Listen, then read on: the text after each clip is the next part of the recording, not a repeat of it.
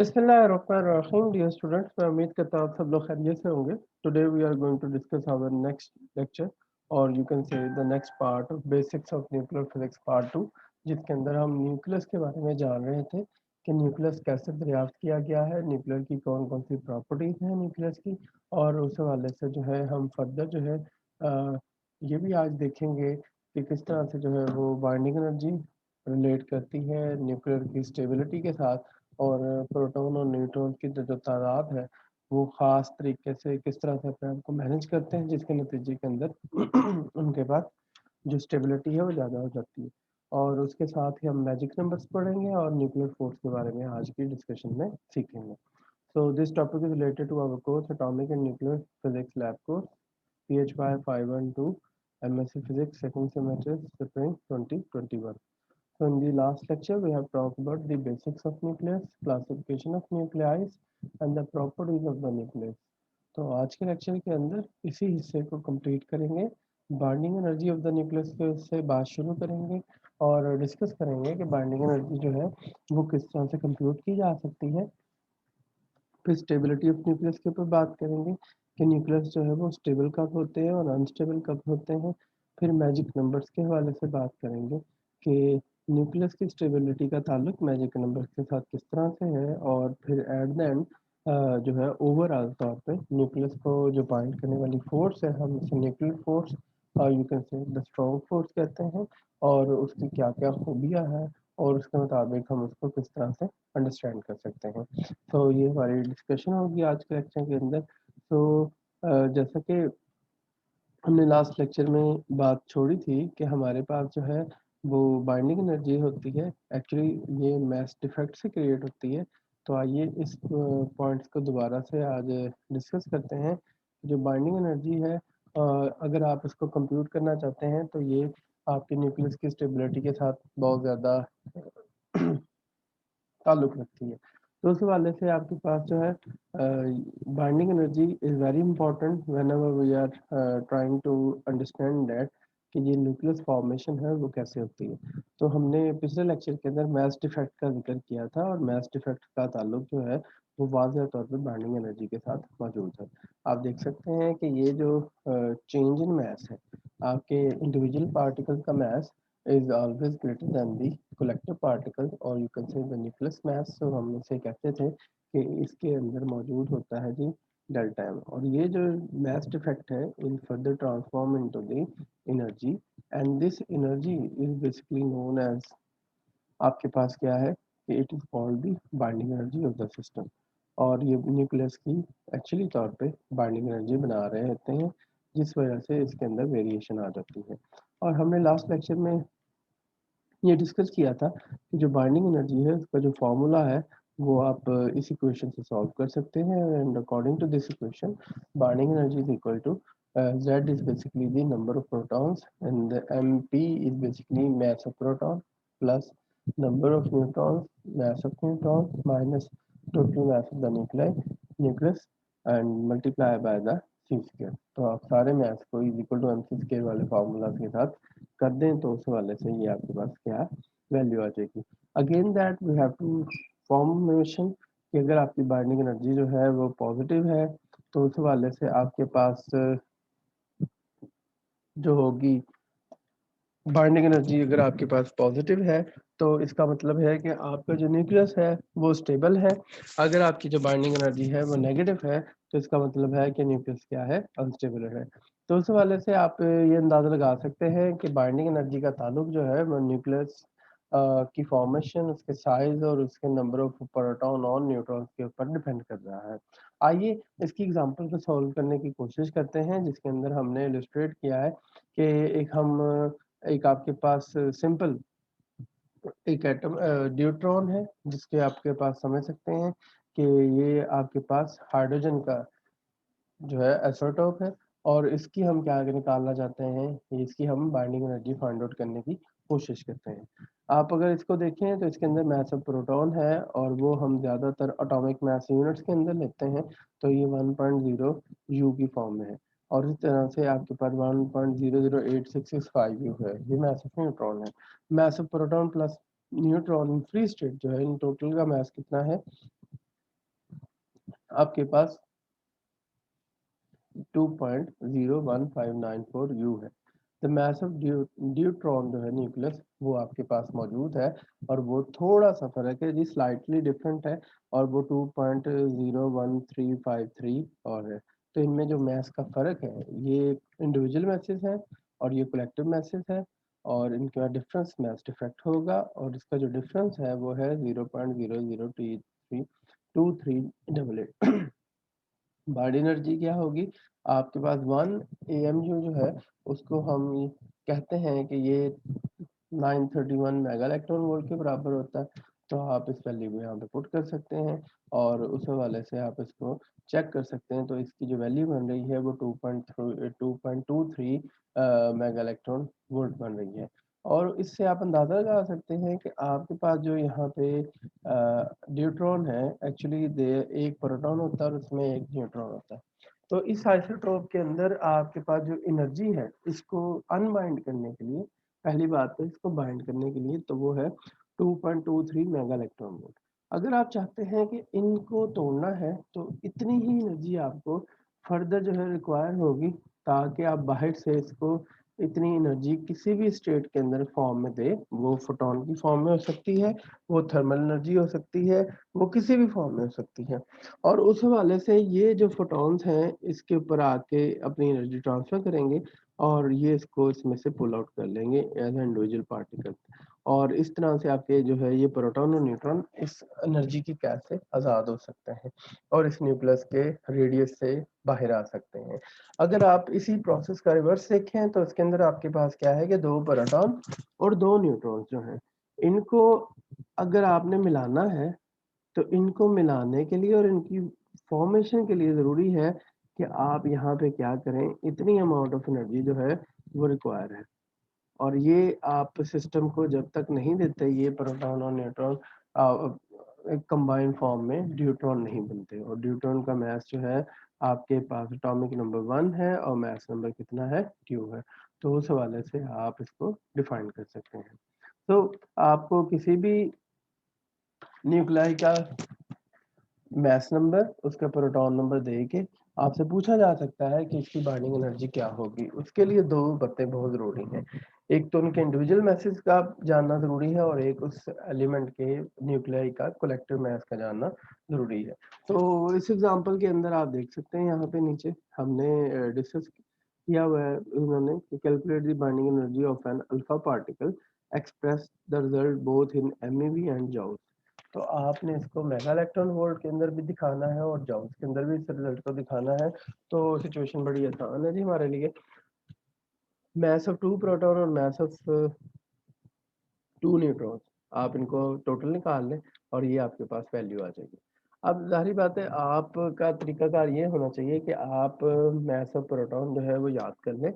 वो 1.0072 के हिसाब से आप इसको याद रख सकते हैं, यू के बराबर है, और ये 1.008665, तो ये उस हवाले से यू के बराबर है। तो आप इनको कंबाइन करके टोटल इनका इंडिविजुअल मैसेज निकाल सकते हैं। अब अल्फा पार्टिकल जो है वो बताते खुद जो है वो, अगर कलेक्टिव मैसेज का देखा जाए अल्फा पार्टिकल का, तो आप यहाँ पे देख सकते हैं कि अल्फा पार्टिकल हमारे पास जो इसका कलेक्टिव मैस है वो किस तरह से डिफाइन किया जा रहा है। तो the mass of the alpha particle जो है वो ये दिया गया है हमें। तो मैथ्स डिफेक्ट हमने निकालना, तो इंडिविजुअल का maths minus this one maths, तो इसका डिफरेंस निकल आएगा। इस डिफरेंस को हम मेगा इलेक्ट्रॉन वोल्ट के अंदर कन्वर्ट कर सकते हैं। 1 U आपके पास होता है 931.3 मेगा इलेक्ट्रॉन वोल्ट, तो उस वाले से आपके पास 28.29 मेगा इलेक्ट्रॉन वोल्ट जो है वो एनर्जी बनती है एक अल्फा पार्टिकल की। और अगर आप इसका रिवर्स देखें तो इसको कितने जॉउल चाहिए, तो ये है 45.32 10⁻⁻13 जॉउल। तो इस तरह से आप इसको डिफाइन कर सकते हैं। ओके जी। तो similarly you can also go for the second example, जिसके अंदर आपके पास लिथियम है और इसी तरह से उसके 2 आइसोटोप्स हैं और उनके दरमियान की बाइंडिंग एनर्जी को कंप्यूट किया गया है और उसको फिर उसके मुताबिक एक्सप्रेस करने की कोशिश की गई है। तो आप अंदाज़ा लगा सकते हैं कि फॉलोइंग मैसेज जो है ये है, calculate the binding energy of the neutron in the. तो आपने एक स्पेसिफिक न्यूट्रॉन है उसकी बाइंडिंग एनर्जी को फाइंड आउट करना है जो इसके अंदर मौजूद है। तो ये binding energy per nucleon actually होगी, और एक इंडिविजुअल के ऊपर कितनी एनर्जी सर्फ हो रही है ये निकाला जा सकता है। बहुत आसान तरीकाकार है कि आपने न्यूक्लियन एक्सट्रैक्ट द रिजल्ट, बड़ा सिंपल होगा, टोटल मास है और मास ऑफ द न्यूक्लियन है, और वो है आपके पास लिथियम का मास आपके पास अवेलेबल है, और उस हवाले से आप जो है उस हवाले से हम ये डिफाइन कर सकते हैं कि ये किस तरह से काम करेगा। तो हम यहाँ पे एक सिचुएशन आप यहाँ पे क्रिएट कर सकते हैं कि आपका जो टोटल मास है वो गिवन है, और न्यूट्रॉन का मास जो है इंडिविजुअल वो भी गिवन है, और उस वाले से आपके पास जो फर्क होगा लिथियम वाला वो भी आप एनालिस्ट कर सकते हैं और उनका डिफरेंस फाइंड कर लें। डिफरेंस फाइंड करने के बाद आप देख सकते हैं यहाँ पे 007786 यू के बराबर है, और इन मेगा इलेक्ट्रॉन वोल्ट आप इसको मल्टीप्लाई करें तो it will be equal to the 7.35 आपके पास मेगा इलेक्ट्रॉन वोल्ट, और जॉल में ये वैल्यू आ जाएगी। तो आपने ऑब्वियसली एक न्यूट्रॉन की पता करनी थी, तो आप इस टोटल एनर्जी को न्यूट्रॉन ऑब्वियसली टोटल कितने हैं वहाँ पे 7, तो 7 से डिवाइड करेंगे तो वो आपके पास क्या हो जाएगा, सिंपल पर न्यूक्लियन आपको एनर्जी दे देगी। तो this can be computed that कि आपके पास जो है बाइंडिंग एनर्जी और स्टेबिलिटी ऑफ न्यूक्लियस का ताल्लुक एक्चुअली दिस फैक्टर के साथ होता है, और इसको हम बोलते हैं binding energy per nucleon is equal to total binding energy of the nucleus and number of nucleon it contains. तो उस हवाले से ये अंदाजा लगाया जा सकता है कि किस तरह से आप एक न्यूक्लियन पे कितनी गिरफ्त है न्यूक्लियर एनर्जी की, और इस हवाले से वो किस तरह से बाइंड इसको कर सकता है। सेकेंडली देखा जाए तो binding energy of the nucleus is plotted as a function of you can say here the mass A, okay जी। और यहाँ पे आप देख सकते हैं कि ये binding energy per nucleon mega electron volt है, और ये मास नंबर है। तो आप इस ग्राफ को इजीली अंडरस्टैंड करें तो फिर आप अंदाजा लगा सकते हैं कि इस ग्राफ के अंदर यहाँ पे जो सिचुएशन है वो ये है कि आपके पास ये जो ग्राफ है ये कहीं कहीं शार्प पॉइंट्स के तौर पे रिप्रेजेंट किया जा रहा है। किस तरह से रिप्रेजेंट किया जा रहा है, एज यू कैन सी है कि ये आपके पास एक शार्प पॉइंट वैल्यू है, ये शार्प वैल्यू है, एक ये वैल्यू है, एक ये वैल्यू है, एक ये वैल्यू है। तो अगर आप नोट करें तो इन वैल्यूज के ऊपर आपकी जो पीक है वो एक you can say higher trend show कर रही है as compare to the other one. और ये क्यों हो रहा है, इसकी बुनियादी रीजन क्या है, उसकी जो बुनियादी रीजन है वो आइए उसको समझने की कोशिश करते हैं कि ये एक कर्व जो है आपका जो binding energy per nucleon divided by और you can say mass number, तो ये किस तरह से जनरेट हो रही है।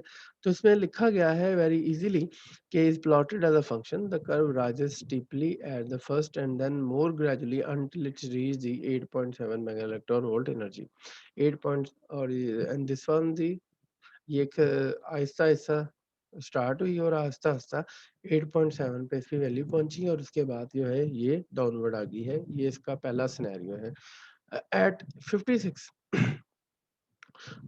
तो आप देख सकते हैं correspond to the iron nucleus, और द कर्व जो है देन ड्रॉप स्लोली अबाउट 7.6, और उसके बाद जो है ये इसका हायर पीक वैल्यू बताया गया है कि ऑलमोस्ट 56 के ऊपर जो है ये आपके पास आयरन के लिए इसकी मैक्सिमम वैल्यू है, बाकी के पास जो है इसकी वैल्यू जो है लोअर हो जाती है।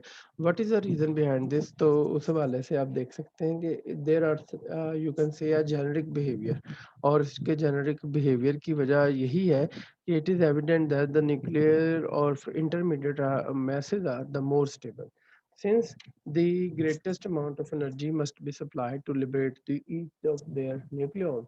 This fact suggests that the large amount of energy will be liberated if the heavier nuclei can somehow be split into the higher one, and nuclei can somehow be joined to form the heavier one. The former piece of the is known as you can say that कि आपके पास अगर वो heavier जो है element जो है वो break होते हैं और वो फर्दर सब एटॉमिक पार्टिकल्स में या न्यूक्लियस में कन्वर्ट हो जाते हैं, it is called the nuclear fission है। So there is the disintegration of the nucleus. और अगर जो है आप छोटे छोटे न्यूक्लियाई पार्टिकल जो है उनको ज्वाइन करते हैं और उनको ज्वाइन करके एक बड़ा न्यूक्लियस बनाते हैं, तो it could be the nuclear fission है। So the both process is actually related to the binding energy and its concept। सो उस वाले से आपके पास जो है एक और इम्पोर्टेंट कॉन्सेप्ट है। अगर हम इसी फॉर्मेशन को देखें तो according to this formula actually this is like this way, M C square delta M C square over here the A value है। तो आप अगर इस फॉर्मूले को देखें तो इस फॉर्मूले के अंदर बाइंडिंग एनर्जी जो है एक्चुअली डिफाइन की जाती है delta M C square over A के हिसाब से। अगर आप इस नीचे वाले नए फैक्टर को स्टडी करें तो हम ये बता लगाया जा सकता है कि आपकी पैकिंग फ्रैक्शन क्या है। सो packing fraction is something else, और इसका तरीकाकार जो है ये बताता है कि आपका जो न्यूक्लियस होगा वो कितना हाईली पैक्ड है, हाईली डेंस्ड है, और वो किस तरह से काम कर सकता है। So this formula is very easy. If you meet here only the energy part और आप कहें कि डेल्टा एम ओवर ए, तो the delta M over A will give you the packing fraction, और इसको हम आमतौर पे ऐसे लिखते हैं। और इसकी क्या फंडामेंटल रीजन है और ये किस तरह से बताया जा सकता है, समझा जा सकता है, वेरी सिंपल। आपके पास the ratio between the mass defect and the mass number is called the packing fraction and the packing fraction of the mass defect per nucleon.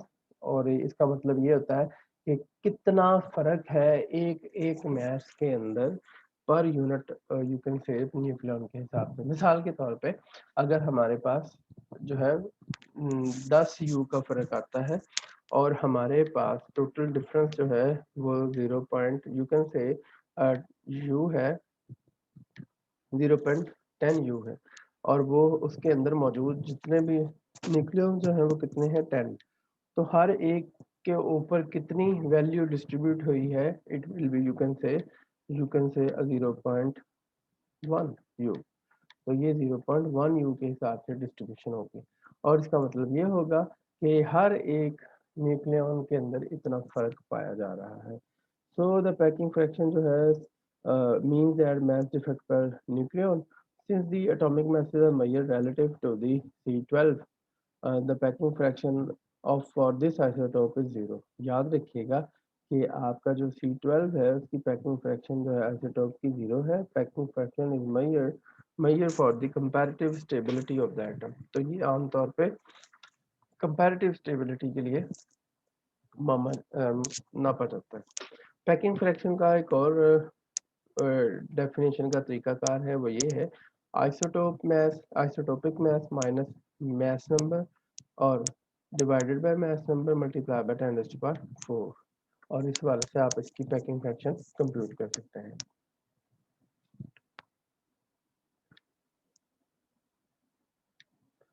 Okay, after the computation of the packing fraction, then you can also understand that which one is the more heavier and which one is the more stable। तो आप packing fraction जो है वो मे भी positive भी हो सकती है इस नतीजे के अंदर, और positive. If packing fraction is negative then the isotopic mass is less than the mass number, or in such cases some mass gets transformed into the energy and the formation of the nucleus in accordance with the Einstein equation is equal to mc square। Such nuclei therefore are more stable। याद रखिएगा जिनकी packing fraction negative हो जाती है उनके अंदर आपके पास जो है वो एनर्जी में कन्वर्जन हो जाती है, जिसके नतीजे के अंदर you got the negative value है। As a positive packing fraction would imply a tendency towards the instability, and but this is not a quite correct, especially for the elements of low atomic masses। So here is a plot which represents that कि ये packing fraction के दरमियान बनाया गया है, and this graph is you can say represented as change in mass। और ये आपके पास क्या है, ए के दरमियान बनाया गया ग्राफ है। और आप इसमें देख सकते हैं कि आपके पास किस तरह से डिफरेंट एलिमेंट्स जो हैं, हीलियम हो गया, कार्बन है, 16 है, वो किस तरह से बिहेवियर शो करते हैं और हाउ दे प्रोसीड है। सो C12 इज हेयर, और ये आपके पास 0 वैल्यू है और ये पॉजिटिव वैल्यू है, और ये आपके पास 16 is negative value which shows that it is highly stable element, और वो भी आपके पास ये है उसके मुताबिक हो सकता है। So the negative sign indicates there's high stability. The packing fraction beyond mass number 200 becomes positive and increases with the increase of the mass। As you can see here, कि ये इसके बाद आपके पास क्या है, हाईली इंक्रीज होना शुरू हो जाते हैं और ये पॉजिटिव वैल्यूज तक चलते हैं। एज यू कैन सी है, अगर मैं इस लाइन को प्लॉट करूं तो ये जो पॉइंट है, it shows that this is the region where the packing fraction is positive, and due to positivity of the packing fraction there is the maximum instability of the nucleus. तो आमतौर पे आपने देखा भी होगा कि हम हमेशा इसलिए कहते हैं कि आपके पास जब आपका एटॉमिक नंबर 82 से ज़्यादा होगा तो वो हाईली स्टेबल होंगे, हाईली अनस्टेबल होंगे और उनमें इंस्टेबिलिटी सबसे ज़्यादा होगी।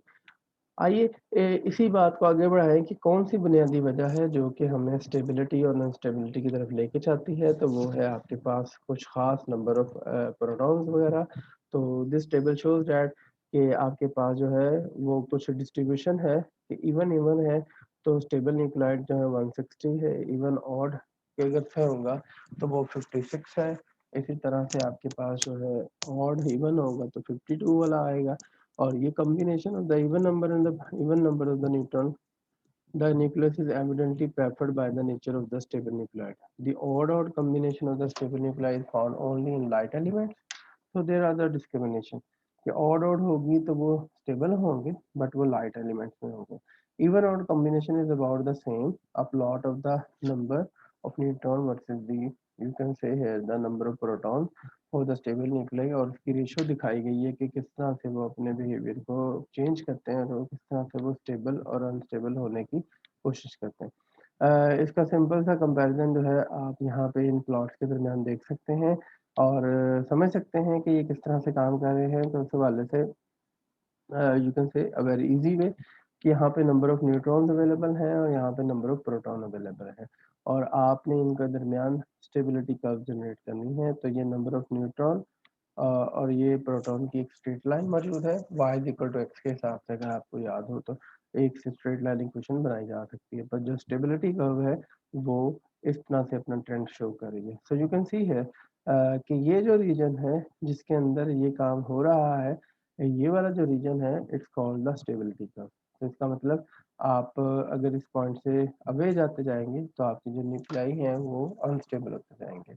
And similarly, you can if you plot them as number of neutrons, ठीक है जी, और ये है number of protons, तो you will have that the region of stability is very, you can say, shorter।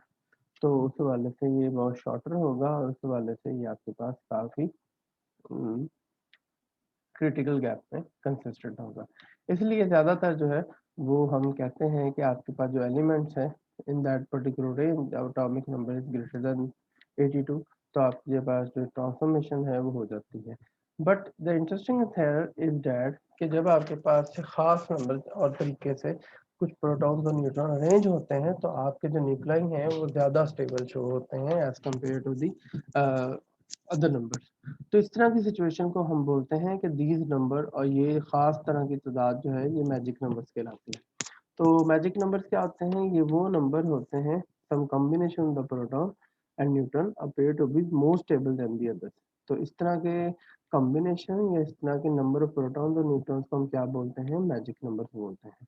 और प्रोटॉन मैजिक नंबर्स होते हैं ज़्यादातर तो ये 2, 8, 20, 28, 40, 50 एंड 82 के हिसाब से होते हैं।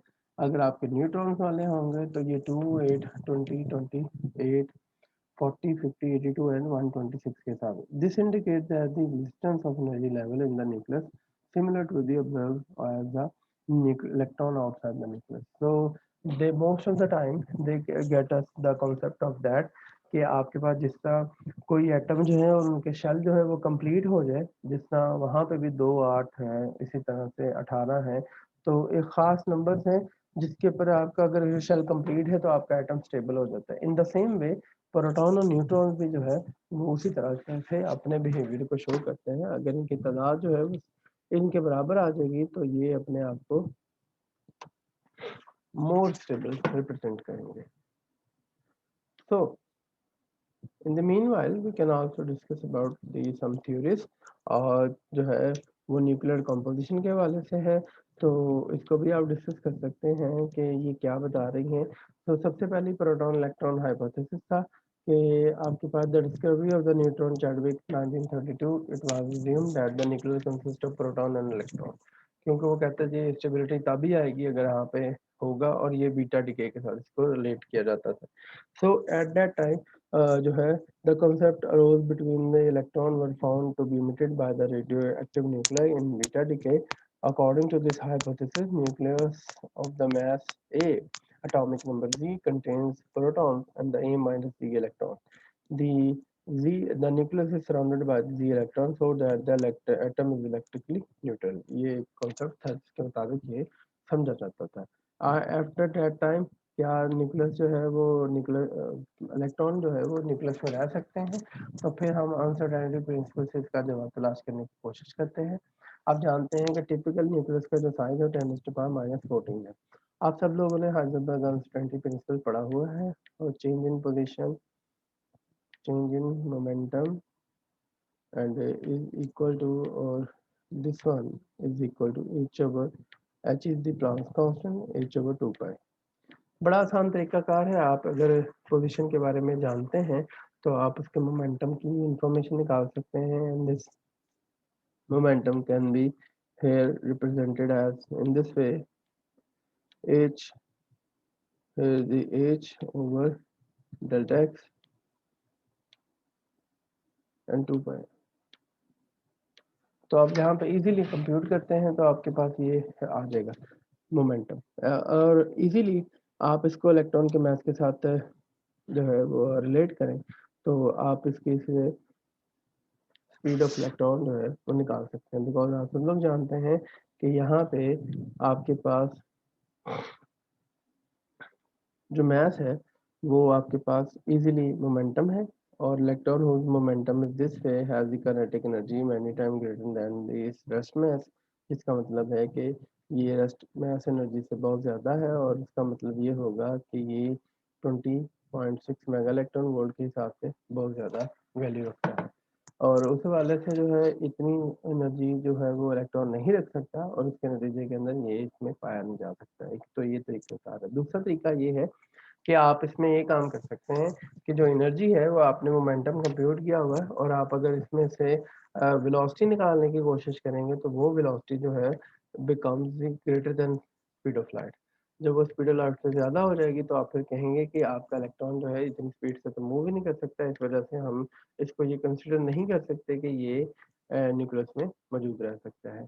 तो इस तरह से आप इस थ्योरी को हमने निगेट किया था। इसी तरह से फिर न्यूक्लियर स्पिन की भी फॉर्मेशन है कि प्रोटॉन और न्यूट्रॉन की स्पिन इन सब की ऐड होकर आपके पास न्यूक्लियर स्पिन आती है। फिर मैग्नेटिक मोमेंट्स की बात है, फिर प्रोटॉन न्यूट्रॉन हाइपोथेसिस है after the discovery of neutron in Chadwick 1932।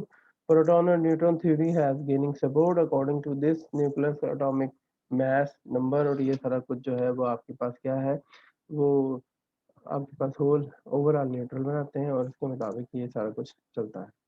This assumption able to explain the observed value of the spin, nuclear and magnetic moments. Secondly, ये इसके फायदे हैं hypothesis के। There is no difficulty in explaining the existence of isotope on this hypothesis. Isotopes of the given element differ only in the number of neutrons they contain. तो beta raise emission जो है वो भी इससे explain हो जाती है कि प्रोटॉन जब न्यूट्रॉन में कन्वर्ट होते हैं तो एक इलेक्ट्रॉन अदाफी है वो in the form of beta decay हमारे पास जो है वो मिट हो जाता है। इसी तरह से आप बाकी भी चीज़ों के बारे में इससे एक अच्छा हिस्सा कंप्यूट कर सकते हैं। In the mean while emission of the alpha particle जो है वो भी न्यूक्लियस से क्यों होती है, और due to the combination the two proton and the neutron at the instance of the you can say emission। So thus hypothesis explain the beta decay and the alpha decay, so that's why it is very important, or it is has a fundamental position in nuclear physics। So at the last we are going to discuss about the nuclear force। Obviously ये nuclear force जो होगी ये वो force है जिसने nucleus को bind किया हुआ है। So you can say or explain them as कि since the stable nuclei exists, it follows that there must be the certain forces acting between their nucleons that bind into the nucleus। So these are called the nuclear forces। The nuclear forces must be strong, attractive in order to overcome the electrostatic repulsion between the proton. Obviously, अगर दो proton एक दूसरे को attract करते हैं तो आपको coulomb repulsion से भी ज्यादा फोर्स चाहिए होगी जो उसको बाइंड करके रख सके. Only three kinds of attractive forces can be conceived in the nucleus, which is the neutron-neutron, neutron-proton, and the proton-proton interaction. तो इसका एक्चुअली जो ताल्लुक है वो युकावा मेसोन थ्योरी के साथ है, जिसके अंदर Yukawa attributed the following characteristics of the nuclear forces. सबसे पहले जो उसने बात दी थी कि nuclear force are effective on the short range, और ये हमेशा शॉर्ट रेंज फोर्सेस होंगी. इसकी पहली जो खूबी है कि ये शॉर्ट रेंज फोर्सेस है. अगर आपकी रेंज बढ़ेगी तो ये फोर्सेस जो है वो खुद ब खुद जो है इसकी रेंज जो है वो इमिट हो जाएगी, और इस हवाले से जो है ये पाई मेसोन्स के ऊपर ज़्यादातर लाया करते हैं. एक प्रोटॉन है और एक न्यूट्रॉन है, ये किस तरह से आपस में कंबाइन रहते हैं. तो according to that formula Yukawa के नज़दीक ये था कि इसमें से एक पार्टिकल निकला एक्सचेंज पार्टिकल जो कि मेसोन्स है, और ये इसको न्यूट्रॉन बना देते हैं, और ये मेसोन के इसके पास जब जाते हैं तो ये इसको क्या बना देते हैं, प्रोटॉन. तो इनके दरमियान जो गिव एंड टेक है, तो वो अगर आप दो बंदे खड़े हों और एक दूसरे को बॉल पकड़ा रहे हों तो इनके दरमियान जो फोर्स यू कैन से इंटरेक्शन ऑफ अट्रैक्शन बनता है, तो उसके नतीजे के अंदर आपके पास जो है ये फॉर्मेशन डेवलप की जा सकती है. इन द सेम वे आपके पास यहाँ पे हम एक्सप्लेन कर सकते हैं कि आपके पास अट्रैक्टिव फोर्स है और ये रिपल्सिव नहीं है, और इस तरह से ये चार्ज इंडिपेंडेंट फोर्सेस हैं. आप यहाँ से अंदाज़ा लगा सकते हैं कि इस फोर्स के जो रीजन है वो कितना होना चाहिए, और वो अनसर्टेनिटी प्रिंसिपल से भी अंदाज़ा लगाया जा सकता है. तो आप एक इससे रफ एस्टिमेट कर सकते हैं the rest mass of energy of the meson जो है इसके मुताबिक है, हाइजेनबर्ग अनसर्टेनिटी प्रिंसिपल के मुताबिक. तो उस हवाले से आप इनके कॉम्बिनेशन स्टडी कर सकते हैं. Secondly, nuclear force are charge independent. ये बात बड़ी अहम है कि जो न्यूक्लियर की जो फोर्स है it is basically the charge independent force. इसके ऊपर किसी किस्म का चार्ज का कोई असर नहीं है, प्रोटॉन हो या न्यूट्रॉन हो, ये सब पे एक जैसी लगेगी और चार्ज का कोई ताल्लुक नहीं है. The nuclear forces acting between the two proton, between the two neutrons, और between a proton and neutron are the same. Third one, nuclear forces are stronger known as. ये कुदरत के अंदर, नेचर के अंदर सबसे जो स्ट्रॉन्गर फोर्सेस हैं वो न्यूक्लियर फोर्स है. At the last, nuclear force are have saturation property, mean to say nuclear forces are limited in range के हवाले से ये बहुत लिमिटेड होती हैं. As a result each nucleon interact with the only limited number of nucleon nearest to it. This effect is refer to the saturation of the nuclear forces. तो इस हवाले से ये सैचुरेशन ऑफ न्यूक्लियर फोर्सेस के नाम से भी जाना जाता है ये कॉन्सेप्ट.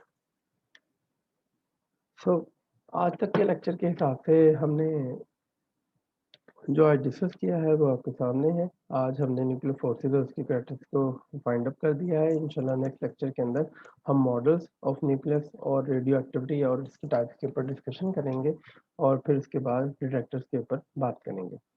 तो मैं उम्मीद करता हूँ आपको आज का लेक्चर समझ आया होगा. फिर भी किसी किस्म का कोई प्रॉब्लम हो, कोई कन्फ्यूजन हो, तो आप हमारे interactive session, zoom meeting, WhatsApp group और यूट्यूब कमेंट सेक्शन को ज्वाइन कर सकते हैं और अपने क्वेश्चंस और कन्फ्यूजन को दूर कर सकते हैं. अपना ख्याल रखिएगा जी सब लोग. अल्लाह हाफिज़.